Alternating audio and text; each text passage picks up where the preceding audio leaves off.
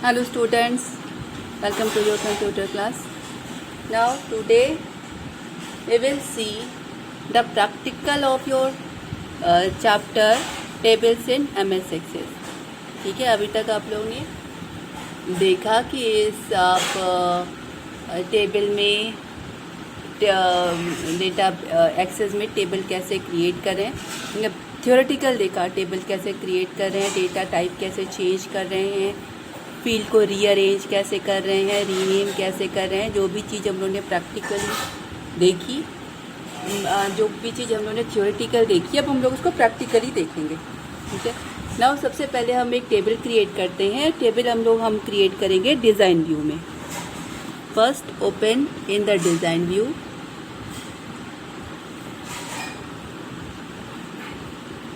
select the table, design view, data sheet view, design view। Table नाम हम लोग ने स्टूडेंट रख दिया, ओके पे क्लिक किया। Now the table is open in the design view. ठीक है, अभी मैं इसमें से जो भी चीज़ डिफ़ॉल्ट गिवन है वो सब मैं हटा रही हूँ। नाउ टेबल हम लोग क्रिएट करेंगे एम्प्लॉय की। स्टूडेंट की टेबल क्रिएट कर दी, कोई बात नहीं। अब सबसे पहला काम, टेबल को रीनेम कैसे करते हैं। टेबल पे सेलेक्ट किया, राइट क्लिक किया, रीनेम पे क्लिक किया, रीनेम पे क्लिक किया। Now the table name portion is highlighted, you can give the new name. रुक जाइए, ये टेबल आपकी डिज़ाइन व्यू में खुली है, मैंने इसको डिज़ाइन व्यू में बंद किया। ठीक है, और उसके बाद राइट क्लिक किया, रीनेम पे क्लिक किया। Now the name of the table will be the employ,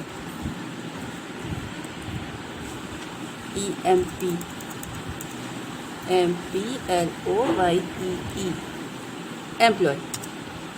now this is the employ table. अब इस टेबल को हम लोग डिज़ाइन व्यू में ओपन करेंगे।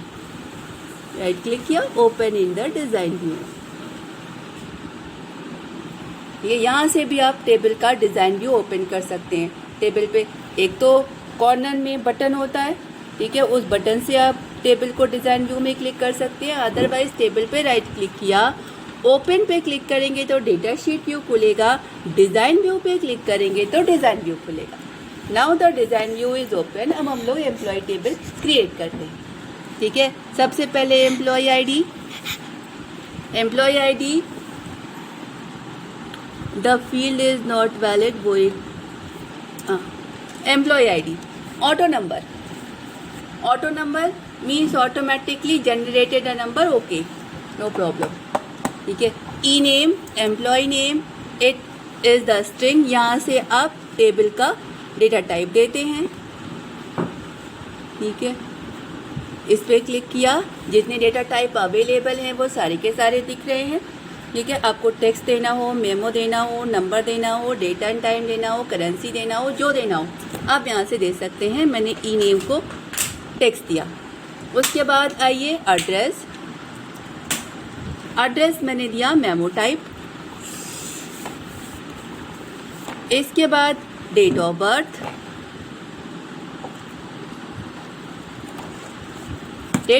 आपका डेट एंड टाइम टाइप। उसके बाद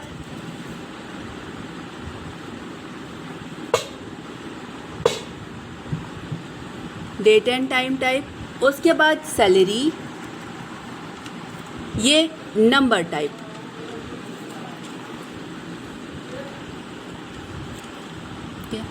इसके बाद सैलरी हो गई।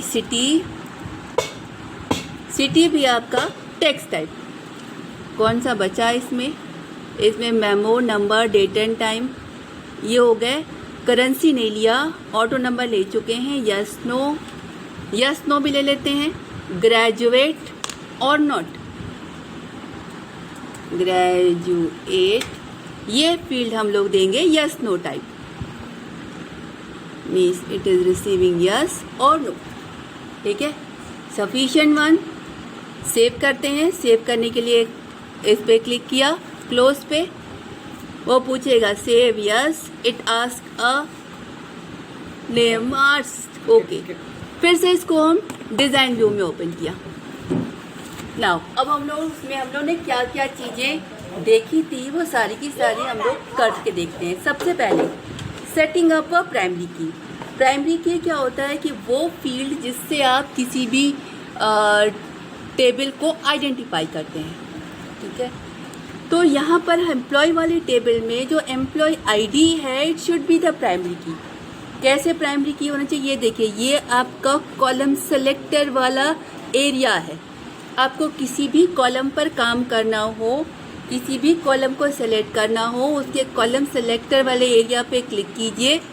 अब राइट क्लिक कीजिए या जो कुछ भी कीजिए, लेकिन ये कॉलम सेलेक्टर वाला एरिया है किसी भी कॉलम को सेलेक्ट करने के लिए। अब प्राइमरी की भेजने के लिए कॉलम सेलेक्ट किया, राइट क्लिक किया, नाउ यू कैन सेट, ये आपका प्राइमरी की का ऑप्शन आ रहा है। इस प्राइमरी की के ऑप्शन पर अगर आप क्लिक करेंगे तो it will become the primary की। एम्प्लॉय आईडी आपकी प्राइमरी की सेट हो जाएगी। कैसे पता चलेगा कि प्राइमरी की सेट हो गई? आपके ईआईडी के बगल में एक चाबी जैसा दिखने लगा, means it is a primary key. ठीक।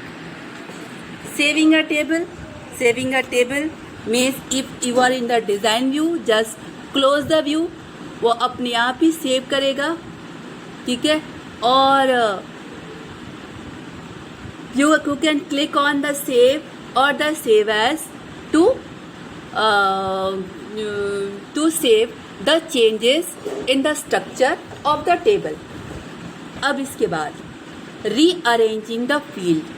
Next topic is rearranging the field. Rearranging the field में आप देख रहे हैं हमारी इस फील्ड में 1 2 3 4 5 6 7 कॉलम्स है। अब इसमें हमें किसी कॉलम को ऊपर और किसी कॉलम को नीचे करना है। मान लीजिए हम चाहते हैं कि जो डेट ऑफ बर्थ है वो सिटी के बाद आए, ठीक है, या फिर तो हमने कॉलम सेलेक्टर से उसे सेलेक्ट किया, उसके बाद पकड़ के नीचे कर दिया, नहीं हुआ, सेलेक्ट नाउ दिस वन। अब आप देखिए आपका जो डेट ऑफ बर्थ है वो सबसे नीचे आ गया, ठीक है।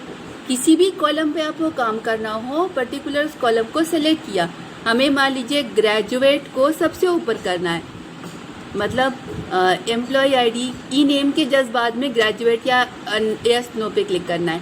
सबसे पहले हमने इसे सेलेक्ट किया, now it is the selected one. अब हम इसको ऊपर ले जा रहे हैं। अभी यहाँ छोड़ेंगे तो ये 1 ऊपर आया, अभी यहाँ छोड़ेंगे तो 2 ऊपर आया, अभी यहाँ छोड़ेंगे तो 3 ऊपर आया। देखिए ये हमारा ई नेम के बाद ग्रेजुएट आ गया। तो this is the way to rearrange the field.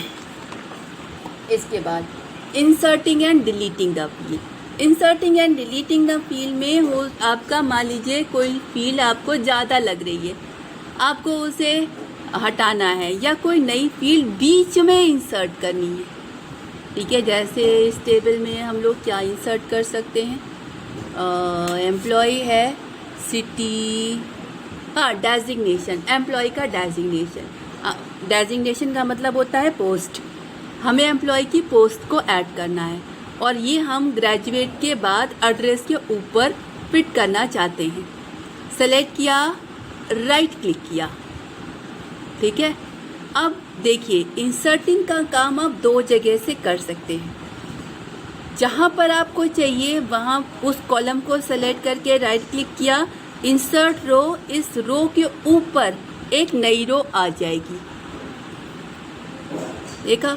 यहाँ पर आपने अब एक नई रो यानी एक नया कॉलम की प्लेस आ गई। आप उस जगह पर जो भी वैल्यू इंसर्ट करनी हो, हमें क्या डालना था, डेजिग्नेशन, हमने डाल दिया डेजिग्नेशन।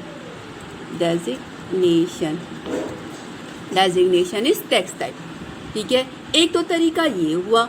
दूसरा तरीका हुआ आपके ऊपर आपको बटन्स दिख रहे हैं इंसर्ट रो, डिलीट रो का, ठीक है। जहाँ पर भी आपको नया कॉलम चाहिए उस कॉलम को सेलेक्ट किया, हमने सैलरी को सेलेक्ट कर रखा है। अब अगर हम इंसर्ट रो पे क्लिक करेंगे तो अपने आप सैलरी के ऊपर एक नई रो इंसर्ट हो जाएगी, देखा। एक नई रो इंसर्ट हो गई, means the place for a new column यहाँ पर आ गया. You can give a new column name here. This is the inserting new column. अब न्यू कॉलम एम्प्लॉय में क्या दिया जाए? Designation,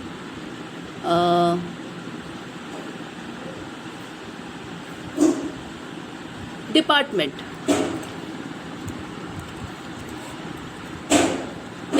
it is also the text type. ठीक है, this is the employ table. Employ किस डिपार्टमेंट में काम कर रहा है. ठीक है, this is the inserting table. अब deleting inserting row. Now come to the deleting row. किसी भी रो को आप डिलीट कैसे करेंगे? ठीक है, रो को डिलीट करना है. देखिए, सबसे पहले आप इस टेबल को सेव कर दीजिए. नाउ द टेब, ये देखिए हमने क्रॉस पे क्लिक किया. अब हमने जो भी काम किए थे वो पूछ रहा है सेव करना है कि नहीं. सेव किया. Now again open in the design view. Now you have to delete some column, table के कॉलम, या यूँ कहना चाहिए अगर डिज़ाइन व्यू में है तो कोई रो आपको डिलीट करनी है. अब जो रो आपको डिलीट करनी है उस रो को सेलेक्ट कीजिए. मान लीजिए मैंने डिपार्टमेंट को ही सेलेक्ट किया. अब हमें इसे डिलीट करना है. दो जगह से आप डिलीट कर सकते हैं. राइट क्लिक किया, डिलीट रो करेंगे तो भी डिलीट हो जाएगी. और ऊपर आपको डिलीट रो का बटन दिख रहा है, वहाँ से आप डिलीट करेंगे तो भी डिलीट हो जाएगा. ठीक है, यहाँ से हमने क्लिक किया, डिलीट रो पे क्लिक किया, आपका डिपार्टमेंट आपकी टेबल में से गायब हो गया. ठीक है, changing the data type. Changing the data type में आपने मान लीजिए सेव करके रखा है किसी भी टेबल का कोई और डेटा टाइप आपको करना है. ठीक है, open in the design view. Now her column और कॉलम के सामने डेटा टाइप आपको दिख रहा है. हमें क्या करना है, किस टेबल का हम डेटा टाइप क्या चेंज करें. आईडी का हम टेक्स्ट टाइप कर रहे हैं, क्योंकि employ ID E1, E2, E3 इस तरह के हमको चाहिए. ठीक है, तो सिर्फ नंबर से काम नहीं चलना है. हमें एम्प्लॉय आईडी के पहले E1, E2 इस तरह से हमारी एम्प्लॉय की आईडी है. तो ये ऑटो नंबर के बजाय टेक्स्ट टाइप हो तो ज़्यादा बेटर है. तो हमने यहाँ पर सबसे पहले कॉलम सेलेक्ट किया. कॉलम के सामने डेटा टाइप में गए, इस पर क्लिक किया, टेक्स्ट सेलेक्ट किया. Now the employ ID is not auto number type. Now employ ID is the text type. Right, now come to the text property. ये आपके सारे हो गए. Inserting, deleting, changing the data type, renaming a table, यहाँ तक complete हो गया. Now understanding the field property. सबसे पहले आते हैं फील्ड की साइज़ पर. ठीक है, फील्ड की साइज़ आप यहाँ पे देख रहे हो. एम्प्लॉय आईडी टेक्स्ट टाइप है विच इज़ द 255 कैरेक्टर. अब आते हैं इसमें से कोई भी एक जो नंबर टाइप हो. सैलरी हमारी नंबर टाइप है. नंबर को सेलेक्ट किया. नाउ अब नंबर टाइप में आपका जो नंबर है वो आपका लॉन्ग इंटीजर, मतलब byte, integer, long integer, single, double, कुछ भी हो सकता है. ठीक है, तो देखिए पहले हम आते हैं फील्ड की साइज़ में टेक्स्ट टाइप पे. टेक्स्ट टाइप है. अब ये टेक्स्ट टाइप में हमें पता है कि हम E1, E2, E3 यही सब करेंगे, तो 255 कैरेक्टर इज़ वेरी मच. हमारा जो कैरेक्टर है वो E1, E2, E3 से लेकर मतलब मैक्सिमम हमें 4 से 5 कैरेक्टर की ज़रूरत पड़ेगी. मैक्सिमम 10 कैरेक्टर तक चाहिए. तो by default it is 255 character. हमने इसे घटा कर 25 कैरेक्टर कर दिया या 10 कैरेक्टर कर दिया. Maximum 10 character needed. So now this text type is 10 character size. यानी 10 कैरेक्टर से ज़्यादा आपका EIT नहीं लेगा और हमें ज़रूरत भी नहीं है. ठीक है, ये तो हो गया टेक्स्ट टाइप. इसके बाद हम नंबर का डेटा टाइप साइज़ हमें चेंज करनी है. नंबर की साइज़ यहाँ पर सैलरी है, नंबर साइज़. सैलरी पे क्लिक किया, it is the numeric size. अब आइए नंबर की साइज़ पर. ये by default it's a long integer. अब it has the option here. You can say change the size to single, double, replication ID, decimal, byte, integer, long integer, single, double, replication ID और the decimal. आप इसमें से इस particular field की कोई भी size आप डाल सकते हैं, ठीक है। वैसे हमारी सैलरी है तो पॉइंट वाले उसमें आपकी मर्जी है, ठीक है। आपको लगता है बाइट यानी बहुत ही छोटा नंबर होना है तो बाइट डाल दीजिए। आप चाहते हैं थोड़ा बड़ा नंबर होगा तो इंटीजर डाल दीजिए। बड़ा नंबर होगा बिना पॉइंट वाला होगा लॉन्ग इंटीजर डाल दीजिए। आपको पता है कि नंबर आपका पॉइंट वाला होगा तो डबल या सिंगल में से कोई भी डाल सकते हैं, ठीक है। मैंने इसको डबल डाल दिया। Means you can change the size of the field from here, ठीक है। आपने मान लीजिए किसी फील्ड का size yes no auto number choose किया होता तो वो ऑटो नंबर वाली फील्ड में आप same as number long integer और एप्लीकेशन आईडी दो होती है, दो में से कोई भी एक आप चाहते तो डाल सकते थे, ठीक है। From here you can change means the bottom one is the complete property of the particular field. जो भी फील्ड यहाँ पर हमारी सैलरी चूज है तो ये सैलरी की कंप्लीट इंफॉर्मेशन को दिखा रहा है। यहाँ अभी ये वाली चीज़ आप लोगों ने पढ़ी नहीं है, सिर्फ फॉन्ट साइज पढ़ी है, तो मैंने अभी सिर्फ फॉन्ट साइज आपको बताई। आप लोग एक एक करके format, decimal, input marks, caption, मैं कैप्शन बता देती हूँ जो आपको दिखाई पड़े। जैसे ये ई नेम लिया, अब ये ई नेम की प्रॉपर्टी दिख रही है। अब मैं देखिए जैसे मैंने इसको बंद किया और डेटा शीट व्यू खोला, कैप्शन दिखा रही हूँ, डेटा शीट व्यू खोला, यहाँ पर ये ई नेम दिख रहा है, फील्ड का नाम जो है वही दिख रहा है। अब हमें ई नेम नहीं चाहिए, यहाँ पर हमें एम्प्लॉय का नाम चाहिए, तो हमने अब खोला फिर से डिज़ाइन व्यू और कैप्शन में गए, इस ई नेम को सेलेक्ट किया, इसके कैप्शन में गए और वहाँ पर हमने लिख दिया एम्प्लॉय नेम।